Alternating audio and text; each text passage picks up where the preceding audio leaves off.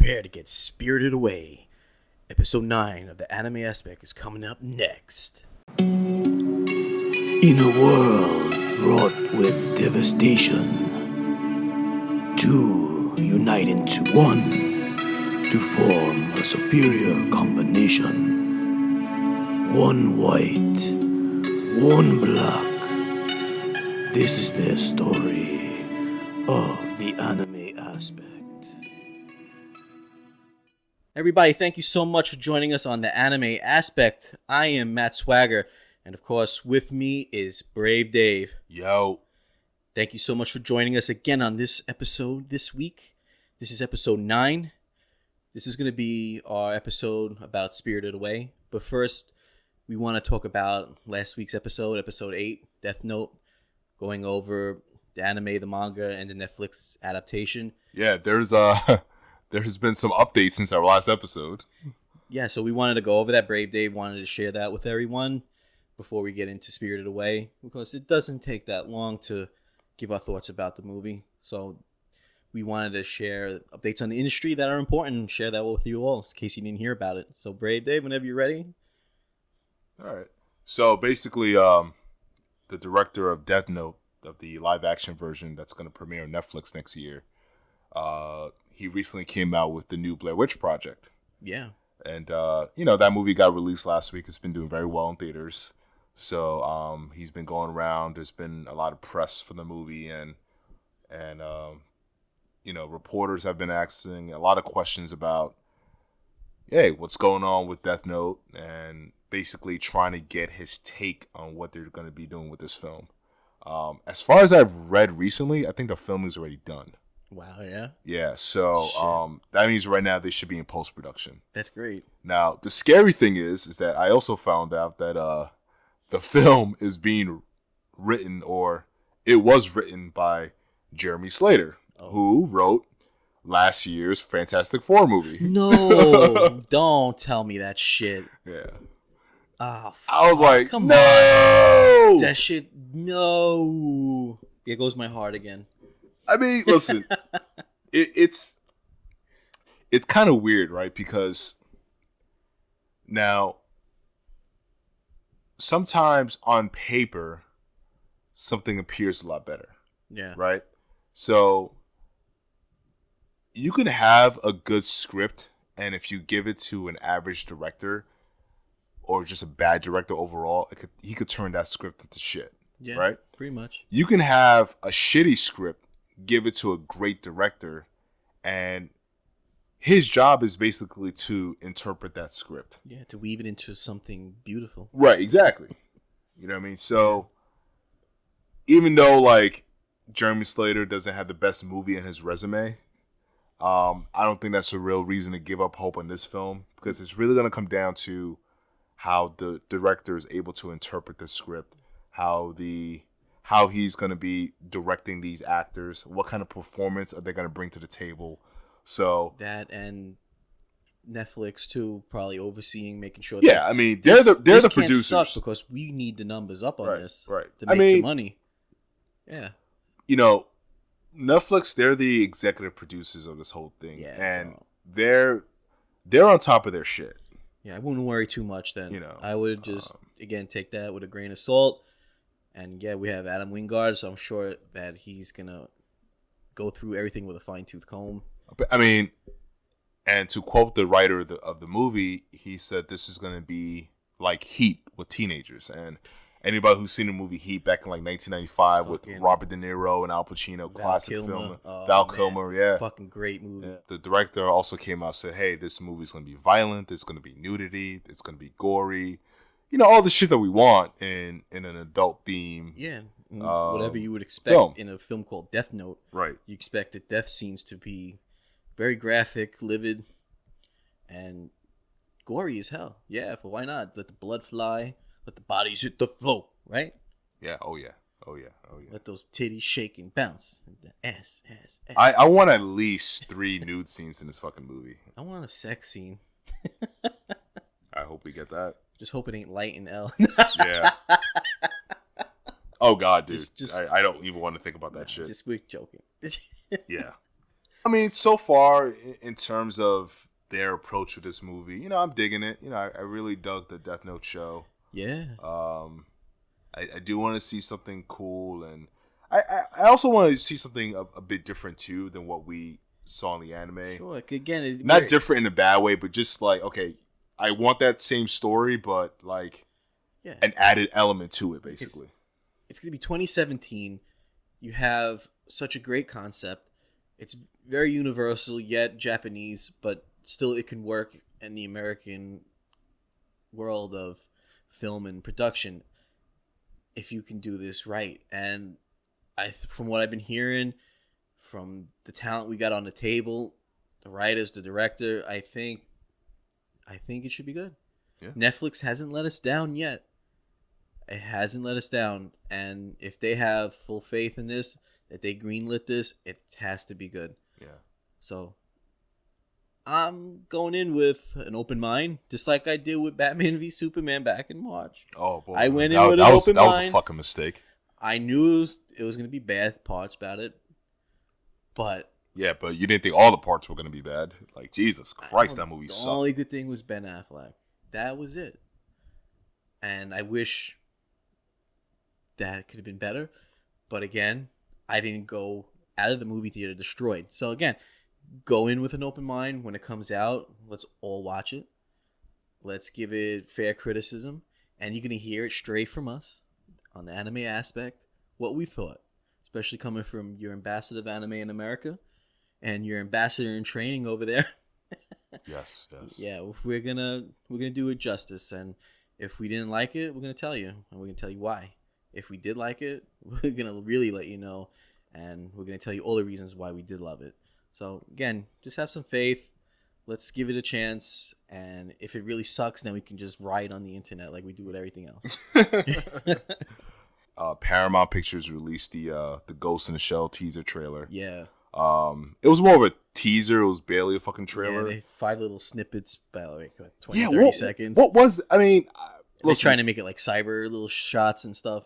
I understand that the marketing department was trying to be all creative and shit. Yeah, no, it wasn't. But I just found it kind of annoying. Like, I had to go through 5 different links to kind of just see what the fuck was going on with this shit. A fan came along and he grabbed all the snippets and edited it together into one whole trailer. It was cool. And that was fucking cool. It made more sense. Yeah. I rewatched that one more times than the official teaser that was put out. When us fans, we have a better perspective.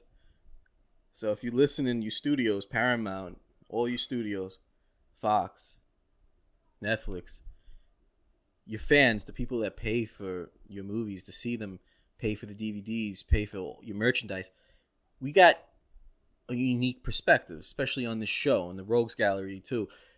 We give you a fresh, unique point of view on what we think. And sometimes we see things a little bit clearer, a little bit better than the people that are getting paid the big bucks to do the editing and the writing. So I did appreciate that fan, that he just whipped that together very quickly and did a really great job. And this takes probably $1 million for these people in the movie studio to do, and they fucked it up. What I don't like that they're going to be calling Motoko the Major. Her title is Major Motoko Kusanagi. Well, she doesn't look like a Motoko. That's the point. She looks more like a Mary. So to appease the white man. You mean you? Not me, because I'm not pleased. I'm just white on the outside. Jesus. The Major. I guess that's the way for them to not have to go through changing names. But this is not the Doctor. This is not Doctor Who. I don't expect you to be calling Moriko the Major all the time, even though in the anime and the manga they reference her as Major. That's fine, but at least establish her fucking origin. I mean, I don't have the same relationship with Ghost in the Shell as you do. I've only recently watched it about 2 months ago. Yeah. Not that it means anything, but it doesn't really bug me all that much. But again, for someone like you that probably saw it when it came out like 20 years ago, you have more of an attachment to it than I do. Sure, there's a lot of people that are bothered by it because of the whitewashing and everything. Right. God forbid you can have something Asian sound. God forbid they can keep their original name. I would have been more pissed off had they kept the name but casted a fucking white girl. I would have been fucking pissed off. I'm just pissed at this whole thing. Yeah. I still don't like it. It doesn't really look like her. Scarlett Johansson doesn't really look like Motoko to me. Motoko is like everyone, Motoko, and the people that don't, you should really fucking Google her. Yeah, Motoko is like on another level of hotness when it comes to her style of being designed, and she has different iterations in each movie in the series. But her standout look is really in Ghost in the Shell. And Scarlett Johansson, for me, she just doesn't really fit the bill. She's a great actress. I'm sure she'll bring that to the table. But does she really represent Motoko in the best way? And that's going to be for all of us to decide when this movie comes out and we're going to see it. All right, but what did you think about just the visuals from the trailer? We didn't really hear any dialogue. Well, they showed her naked, like usually that happens in the manga and anime, in the films.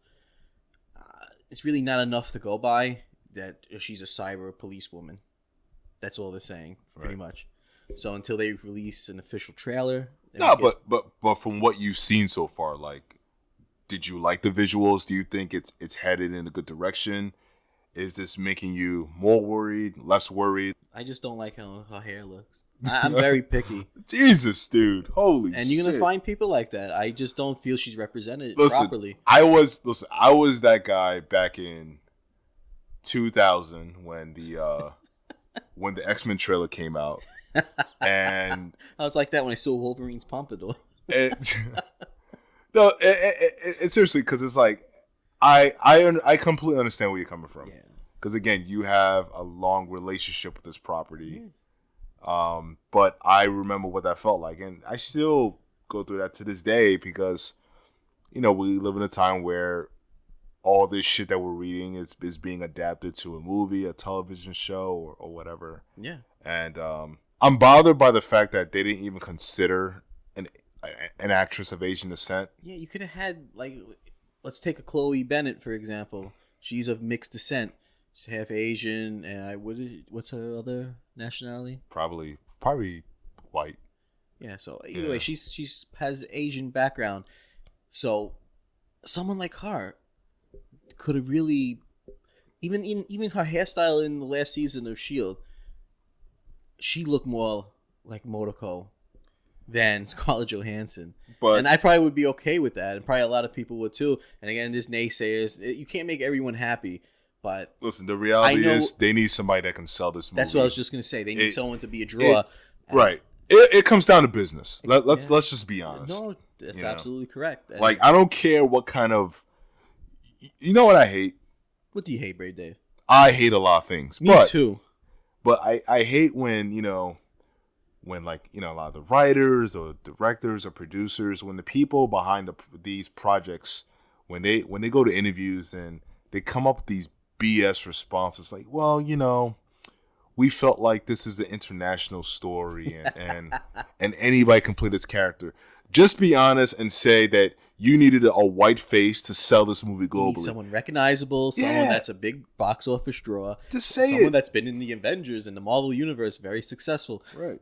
Oh, look, it's Black Widow. What is she doing? That's pretty much everybody's going to be saying. What's Black Widow doing with short hair? Is she looking for Bruce Banner? Right. Oh, no, this is not Marvel. This is Ghost in the Shell. Shit.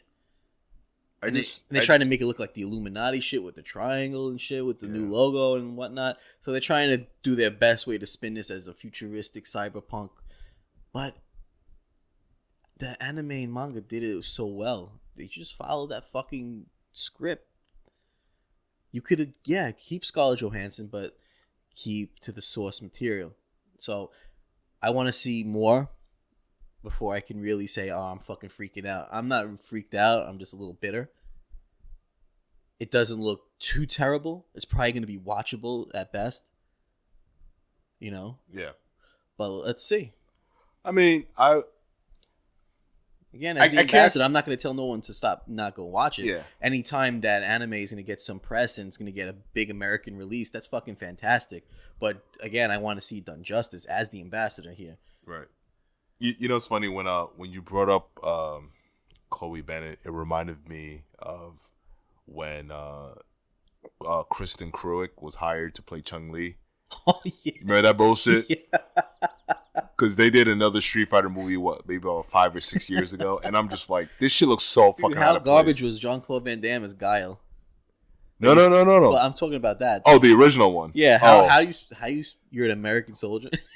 Oh, with that fucking French accent, dude. Hey, Like, don't worry about it, mon ami. I take care of this shit right now, okay? With my high kicks shit. and my roundhouse to your face. I heard a rumor. Well, it wasn't even a rumor. It was they actually really wanted him for Johnny Cage from Mortal Kombat. That would have been better fit because he's got the build and the hairstyle. Well, and Johnny Cage himself, the character was designed after Jean-Claude Van Damme. You could tell, yeah. You know, that would have been fantastic. No, you know who they should have casted for Colonel Guile. They should have got Dolph Lundgren. I was just thinking that shit because I mean, he's the perfect size. The face. You take his hairdo from fucking Rocky IV, and that's a believable fucking Colonel Guile. He has the same face, pretty much. Yeah. That would have been great. Instead, he had to be in a bad Punisher movie. I actually enjoyed that film. I own it. It's the DVD somewhere over there. I'll have to go look at it later. My fucking DVD case over there with Dolph Lundgren and the great Louis Gossett Jr. Yes, sir. But my Johnny Bernthal, he's really doing his thing. Oh no, he brought the Punisher to a new level. Can't wait to see some more of that shit. Yeah, man. Really excited. I think there's been talk about him maybe popping up in Agents of S.H.I.E.L.D. because he was supposed to be at some days at New York Comic Con in a couple of weeks. Yeah. I think that changed due to production dates, they said. So, hey, man, if we get to see the Punisher on fucking ABC, now the new season the S.H.I.E.L.D. is on, the fucking premiere episode was fantastic. Oh, that was Ghost great. Rider. Yeah. You got a little bit more blood and gore because it's an hour later. Like, that's a big difference, but it does make it a lot better, the show. It was fucking phenomenal. Well, it was a new element. It was good. The ratings were really good, and a lot of people really have not given this show a chance since the first episode back in 2011. I stuck with it. I think everyone should. Yeah. It's really the quintessential show on ABC right now. Yeah, and it's doing its thing. Fucking Coulson, Clark Gregg, can't say enough about him. He's fantastic. Fucking Mac. Everyone, dude. Everyone in that show. It's a stand-up show, class act, every actor, and they're doing a great job. You know, it's one of those things too where, unfortunately, when the show started, it was just a run-of-the-mill, it was TV bad. Show. Yeah. Like it had a very 90s vibe to it. Like they had Sky, who was like the hacker. You had the nerds, and it was just like, are we really doing this? But did it make a complete 180, man? It made a 180 by season 2. It soared 180, bro. So yeah, I know this is anime, but we're gonna get right back to it. Listen, just go watch. All this shit is tied together, man. We read comics, we watch pro wrestling, we watch anime. I play video games, dude. I've been gaming since I'm 8 years old. Right, it's all connected. It's all connected, man. I know. And our main show, the Rogues Gallery, we're gonna be talking about those things because that's what Brave Dave and we love, and we want to talk about it with everyone else that loves these things, right? And give it our perspective and our point of view. But yeah, Netflix is doing its thing. Hopefully Death Note's going to be great. I'm pretty sure that it's going to give an interesting take on it, and I'm looking forward to that, actually. And because Willem Dafoe, it has to be good. The great Willem I'm Dafoe. Pissed that he died. He could be in John Wick 2 because I love Keanu Reeves. I'm very biased towards him. And Willem Dafoe, I think they were great together in that film. Willem Dafoe makes any film great. So I have a lot of faith in him. And Ghost in the Shell, I'm just keeping my fingers crossed at this point, and we'll see. Yeah. Is there any other news pertaining to the anime industry? Well, I read today that One Punch Man is getting a season 2. Yeah, we're actually going to talk about One Punch Man in our next episode. For episode 10, yeah. It's our episode 10 spectacular. We made it to double digits. Yeah. So we'll talk more about that. But yeah, One Punch Man got the green light for season 2. It only took almost 2 years. I think. I heard about the show last year. So it was out in 2015. So we've been talking about actually checking it out, giving it like a proper review. And we sat down and we force fed ourselves the episodes. Yeah. I have to say, I watched them all. I made my promise to everybody. I sat down, I gave it a chance, and we're going to talk about it on episode 10. Yeah. So You got to get through 9 and wait for another week to hear 10, and you're gonna love it. Trust us. You're gonna love what we have to say. All right, so that concludes our segment of This Minute in Anime Industry. So this is what you've been waiting for, everybody. We're gonna talk about Spirited Away, and it's from the great Hayao Miyazaki, and in Japanese, Sen to Chihiro no Kamikakushi. It was released in July 20th of 2001. Wow. It's interesting because I remember when that film was being promoted. Yeah, I do too. When it feels when like it was yesterday. Yeah. It's like, fuck, wow. Where did this fucking time go? That's nuts, dude. Like, I remember when, this movie was being, advertised in the States. I don't know if it was probably released in the States maybe around 2002, but in Japan it was released in 2001. Yeah, Disney, they made sure that they had a really close release date. Wait, Disney released it in the States, or? Yeah, it was Disney. They won the bid to. Oh, okay. So they had the head of what is Steve Jobs' old company. What the hell is that company? What, Apple? No, he had the Pixar. There we go. Oh, Pixar, yeah. So yeah. they had the head of Pixar go ahead and closely monitor the dubbing and everything to make sure everything was copacetic, Yeah. The dubbing was really good. Yeah, it was good. So you can't complain about these films. There's nothing really to bitch about. Well, in terms of, Miyazaki is really famous. Yeah, he is. What's your history with Miyazaki films? Like all these great films with Howl's and the Moving Castle, all these films that he's done in the past, they have the same style, so you're going to get that same great animation, that great story, and it just spirit you away. No pun intended. But yeah, no, he's excellent, and this was actually based on his friend's daughter, this film, because every summer they would go on vacation. They would go to a house by a river and they would have fun and stuff like that. So it's based about that girl, and he came up with a fantastic story, and it circles around Chihiro, the girl. She's 10 years old, and just one day her and her parents were traveling to their new home, and the dad takes a wrong turn and they wind up in this magical world. I really like that scene. I really enjoyed that scene. Yeah, where the dad made the wrong turn, and he's like, "No, honey, we're fine." And it see, what I liked about that scene was that it came from such a real place. Like, I like those very human moments. Yeah, because that's shit that we've all kind of experienced. When you're a little kid and your dad thinks he knows where he's going, but your mom really is the one that has the sense of direction. Yeah, and I love that shit. And I mean, like, immediately when this film started, I already started to connect with the characters. That's what these great anime films do, especially these ones from long ago. They still hold true to this day, and they have that sentimental feel that immediately you just get hooked into it, and it doesn't take you 10, 30 minutes to get your attention starting to get towards the momentum of, I enjoy this. You're immediately wrapped into it, and it takes you on a visual journey. Like I always say, anime is a visual journey.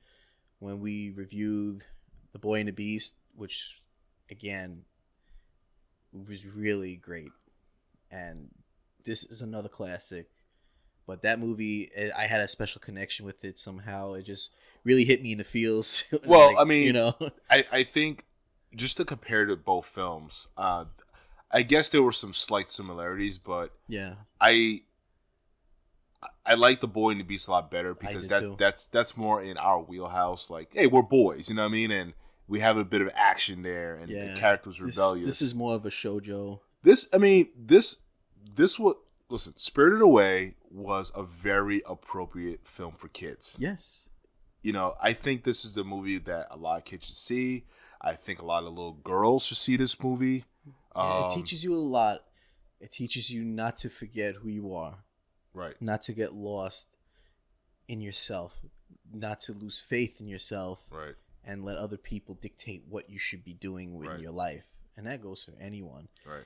You got something in your heart, something in your soul that's telling you you should be doing this. This is who you are inside, and you have a passion, and you want to live that dream. Don't let anyone stop you. Right. Because at the end of the day, who's making you happy? It's that person, people? No. It's got to be you that makes you happy. And this is a great film that helps you remind yourself of that. And it was great when the parents, they're in there and the dad wanted to explore the world. He's like, no, let's look around, you know? Why not? Yeah. And they start eating at this, hey, look, here's an empty restaurant. Let's start eating. And they just like chowing down like pigs, and before you know it, they turn into them. Yeah. It was so that was so prophetic, you know. Yeah, it's just showing you that this is how you are inside, and you're being reflected now because you're in the spirit world. This is your inner spirit coming out. You're a pig. You're being gluttonous. Right. You're eating too much, and this is one of those films that makes great use of the medium. Yes. And I felt the exact same way about The Boy and the Beast. I love these kind of films that go all out with the animation. Oh yeah. You know what I mean? Like this was more like the classic Disney film. Yeah. You know, and let's be honest here. You know, I've been getting into the whole anime thing a lot recently, and I've really been enjoying it. But anybody in the animation industry would tell you that, especially with a lot of the, I say, anime TV shows, that's really not the best animation that you're seeing. No, not at all. Not even close. No way. Like, and even with like, they can't afford to really do that. No. But same thing with Disney. Like when Disney had their like TV block and cartoons, it's decent in terms of down for production. Right, value, exactly. Yeah. But in terms of full blown out animation, making great use of the medium, you gotta watch the feature films. Yeah, the balls to the wall when it comes to the animation and the production in these feature films. It has to entice you because it's either an hour and a half, 2 hours. You have to be blown away for you to want to buy this, and for them to sell tickets, DVDs, shit like that. It has to knock your socks off. These films don't disappoint. Right. They don't. Spirited Away, they really get to the heart of the story, and they invest a lot into the story. They invest a lot into the characters. You have Chihiro, which was later named Sen. So you have the witch Yubaba, and her name literally means bathhouse witch. I love how their names just mean what they do in their jobs and in the world. Is pretty clever, and it kind of reminds me of Dragon Ball Z with all the name puns. Like, so it's very similar to the people who have like the last name Smith. The root of that would be that, you know, someone along your family roots was a blacksmith, right? I think that's actually kind of cool. I know, I love it. You know, and I got a kick out of the fact that, you know, she was working at a fucking bathhouse. Yeah, you know? It was fucking hilarious. Yeah. And then you got the young boy Haku, which we know later on he's the spirit of the Kohaku River, where Chihiro, she wind up in that, and the spirit actually saved her. So she has that connection with him before she even entered this world. So that's probably how she entered it originally, because of that connection with him. Right. And again, we got Yubaba and Zenaba, which is her twin sister. Her name means money witch. It's so funny. Money witch. And you had Kamaji, which was the spider demon yokai. And his name means boiler geezer. How fucking appropriate is that? Boiler geezer, yeah. That's right on the nose right there with that. Fucking great. And it was just a great film, and it just kept you going with it. It was a great pace for the over the 2 hours that it was. And yeah, it did. It got you spirited away. In the name Kamikakushi, I'm sorry. That means hidden by the gods. So this is a world where you go to when your human life ends, and then for you to get back to the human world after being there, that's you being resurrected in a sense. Right. So it had a lot of symbolism in the name, in the story, the characters. It's very symbolic, and much like The Boy and the Beast, I really dug it. And to everyone that's seen it already, you know what we're talking about. And some of you that haven't seen it, but you know the works of Miyazaki, I think you should check this one out. I know it's a little old, but the year it was released really has nothing to do with really anything, because we're at the end of 2016. I could tell you that looked like it could have came out last year. It doesn't look old. It doesn't seem old. It has a genuine, beautiful feel to it, and the animation's top notch. You can't go wrong. Top notch. So if there's a day you want to just chill out and watch a great anime film, check out Spirited Away. It's got my full endorsement. And a lot of this film reminded me of, shit like The Wizard of Oz, and Yeah, exactly. And can't say anything bad about it, and that's not our job here. We're not gonna really shit on everything. Too bad. No, I'm kidding.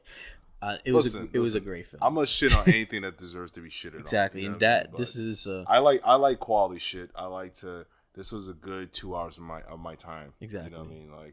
So, just take it from us. We're telling you. Yeah, like I said, I really connected with the characters, and I stress the fact that I want more kids to see movies like this. Yes, because this is a positive reinforcement for you. Right. It wasn't ultra violent or anything like that. And I like that shit. I like ultra violence, but I'm talking about things that are appropriate for kids. This was a character that needed to find her place in the world. Yes. And there's a lot of kids out there who need to find their place in the world. Yeah. And sometimes watching a film like this can inspire you in so many ways, and that's why I really dig it, man. Absolutely. And for her to get her name taken away, and Haku's telling her, you need to keep remembering your name or you're gonna forget who you are. Right. Like what happened to him. Right. She got her name replaced, and that's her dying symbolically. So that's why she's gonna remain in that spirit world if she don't remember who she is. She's gonna remain a prisoner in the bathhouse. So that symbolism with her, she has to reclaim her name to get her life back, and to be able to go back home and be resurrected. It's fantastic. Where do you get symbolism like this in American cartoons and movies and things like that, or even other cultures? I don't want to single out just American productions. You really don't get to see that much like that. I mean, we have it. Again, with a lot of the classic films, a lot of the classic Disney films. Disney films, yeah, but I'm talking about now in this time. I mean, I would say we get that stuff. I think with what Pixar is doing right now, they do some good shit. But I know what you're saying. Yeah. It's not like we're oversaturated with that shit. Yeah, I feel like we're oversaturated with a lot of violent shit. Yeah. I don't feel like there's enough content being created for kids. There's a lot of content being created for adults like us. Yeah. But, in terms of the 5-year-olds, 6-year-olds, 8-year-olds, I want more positive content to be made for them. We don't need kids growing up thinking that shooting people is acceptable and appropriate. We don't need kids to grow up learning how to hate. Because when you're born, you don't know hate. You don't know racism. You're taught these things. So if we keep getting spoon-fed that kind of shit, the kids, of course, they're going to pick that up. And then this crap keeps going on and on like a never-ending cycle. Like the Ouroboros, the dragon eating its tail, is going to go on for its infinity. The snake, rather, eating its tail. It's going to just keep going on. So when you have positive reinforcement, beautiful symbolism and stories like that, that's tailored to young children, that's what you should be letting your kids watch before bed. Because it's going to set them up for a great night. They're going to have great dreams, and they're going to want to inspire to be unique and be themselves and always trying to do great things. Especially, I don't see a lot of people with a conscience nowadays. I really don't. And I think I'm one of the few people that still have a conscience that feels bad if I do something that's a little wrong. Yeah. And I'm really seeing that go out the window in this generation. That's a very sociopathic way of living. Well, because it's easier to be cynical nowadays. That's the thing to do. It's you get to go on social media. You get to go on something like Twitter and put out a very clever tweet. And it's cool to kind of bash and hate everything in a sense. And don't get me wrong, you know, I get caught up in shit like that. You know, I was We a very all do, but but for the appropriate reasons. yeah, I'm not just hating for the sake of hating. yeah, that shit is lame. That And shit is it's fucking not lame, even dude. real hate. It's just if you have a legitimate gripe about something, express yourself, but don't make it a national standpoint where you have to go out and have a debate like we're going to have now with the presidential candidates. It's just get it off your chest and move on. You know, if that's your form of therapy, that's fine. But, you know, we're here in this world. We only have this short life. Let's try to make the best of it. And a film like this, it kind of reminds you that. So that's for everyone to take that spoonful and, you know, swallow that thought. Just live and make yourselves happy. You know, don't live for anyone else but you. When you brought up racism, it kind of reminded me of earlier on in the film, she experienced some kind of bigotry, being that she was human and she smelled a certain way. Yeah. And it was kind of like, what's she doing here? And it's a very similar reaction to what the protagonist in The Boy and the Beast got as well. Yep. When he went to the other dimension. What are you bringing a human here for? Ugh, you know they're monsters. Right. Like, just right. Exactly. And see, and the thing is, though, those characters that always... The characters you see in these films that have those kind of responses are always going to be perceived as the most ignorant characters. Absolutely.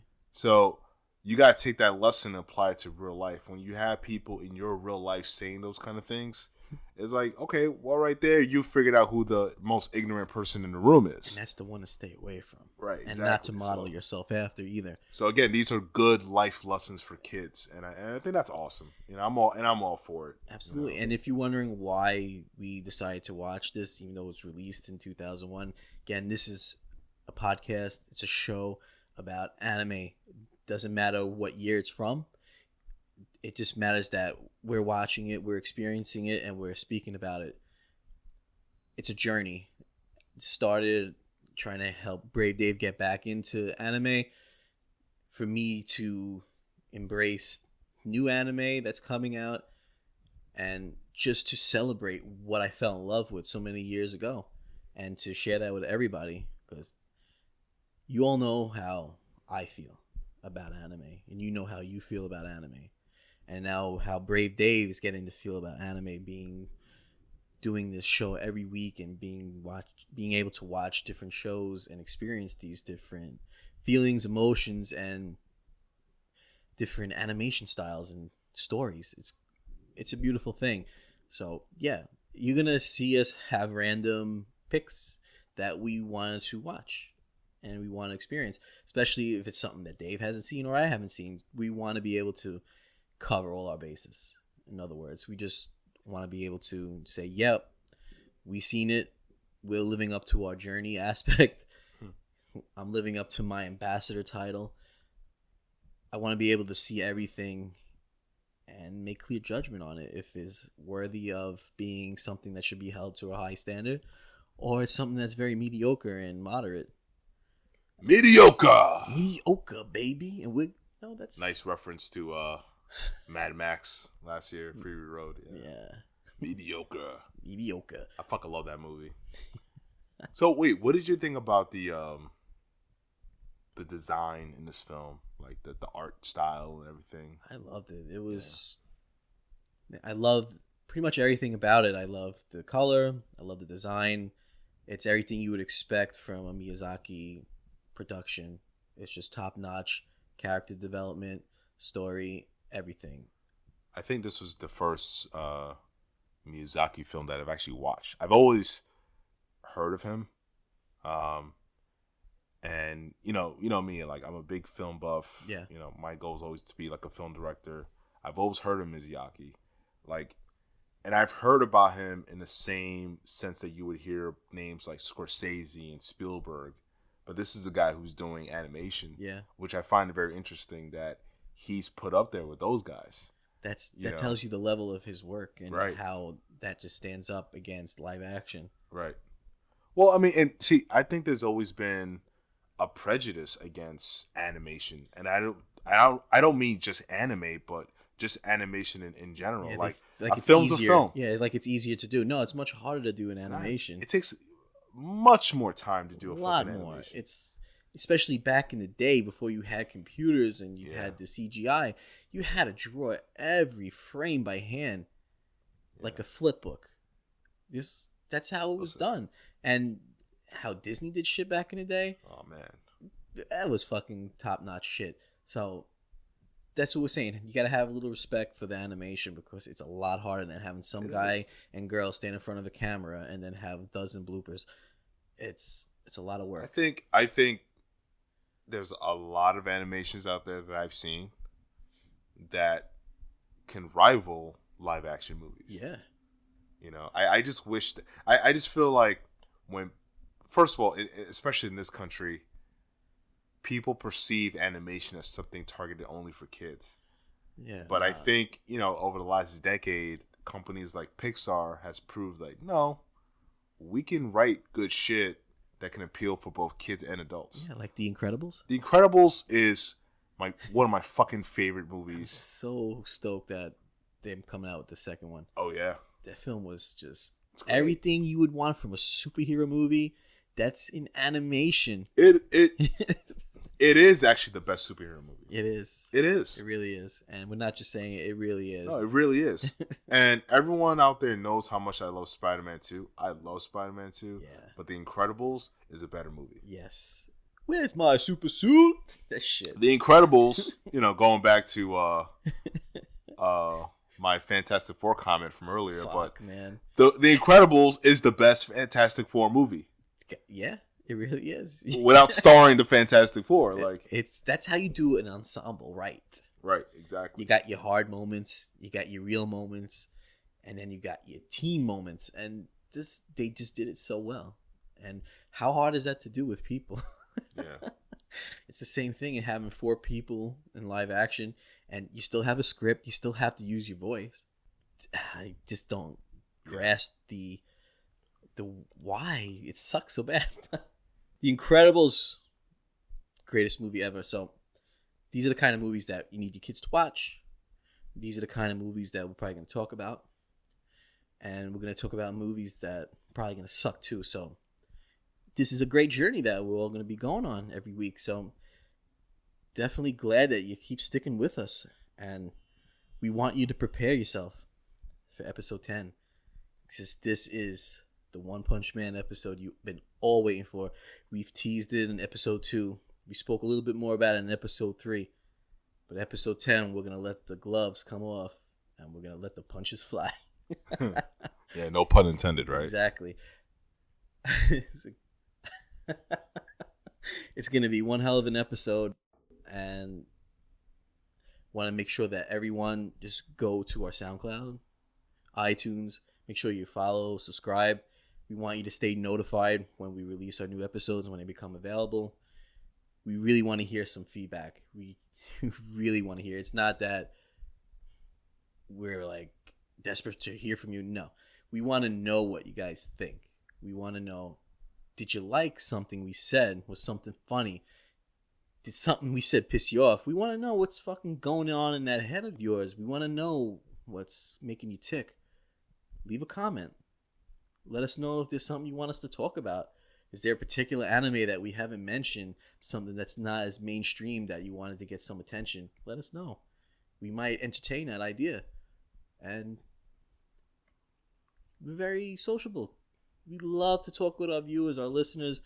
We fucking thrive on that. You got to understand that for this show to evolve and to keep growing each week, we got to hear from our listeners to tell us what they thought, what they liked, what they didn't.